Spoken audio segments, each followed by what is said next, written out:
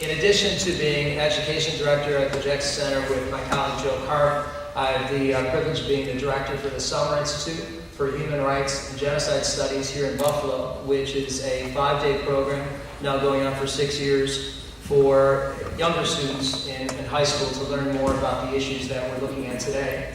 For the prosecutors in the front seat, it's an honor to be with you today. And when you look at the back, there's roughly 15 students wearing I Am Malala t-shirts.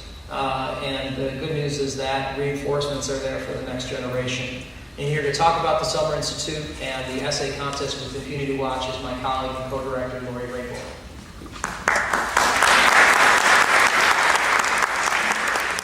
Thanks, Drew. I'd like to just briefly tell you a little bit about our program, and some of you may have picked up our handout on the front table on your way in for further information and for our website. Thanks to Drew's inspiration about 7 years ago into the vision and generosity of the Jackson Center, this program has been able to bring young people together from all over Western New York to study the Holocaust and other genocides, as well as human rights violations around the world. Every summer we bring together survivors, teachers, lawyers, experts in the fields that we are studying. And a big shout out to David Crane, who's been with us every year for our program, and also to Fatou Bensouda, who's been with us the last couple of years. Thank you. You inspire us. And we have the goal of learning from the past to make a difference in our future. We absolutely believe that education is the key to putting an end to violence, discrimination, and terror around the world. And every year we study local, national, and international problems, and we discuss how we can help make a difference in our world and put an end to suffering. This year, students learned about farming labor laws and migrant worker legislation in New York State from a youth artist group from New York City. We revisited the atrocities of the Rwandan genocide and studied the ways in which that nation is rebuilding itself. We listened to Jamal Hateb, who was the online catalyst through Facebook for the Arab Spring in Tunisia, and he's here today as well. Students Skyped with Shabana, the founder of a girls' school in Afghanistan, and with the former ABC News reporter and founder of Syria Deeply, Lars Zatrakian.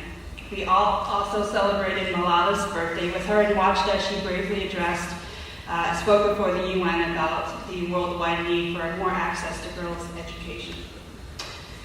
In addition, our students are very passionate activists and often go on to do some profound things in their community and in their schools and in their futures.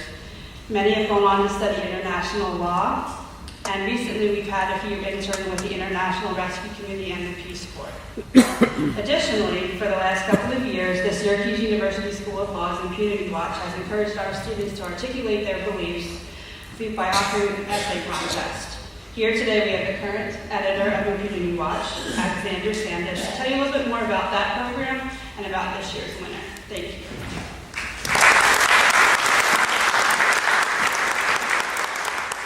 Good morning. As just stated, I'm Alexander Sanders, and I'm a third-year law student at Syracuse University College of Law, and I'm the editor-in-chief of this year's Syracuse University Impunity Watch Law Journal. Impunity Watch Law Journal at Syracuse is an interactive website that operates both as a law review and news reporting site. It was created through the efforts of our dedicated group of students and Professor Crane, and the founding chief prosecutor of the Special Court of Sierra Leone. The goal of our website is to immediately alert the world of impunity issues as they arise and provide open access to thoughtful, cutting-edge academic debate about the issues of impunity. We work to provide unbiased, objective reporting on impunity issues, and we aim to expose and examine human rights and impunity issues from grassroots and academic perspectives. We collaborate with institutions to further our mission, and one of those collaborations is with the Summer Institute for Human Rights and Genocide Studies. Our connection helps to foster the next generation of students and of human rights-focused thinkers and actors.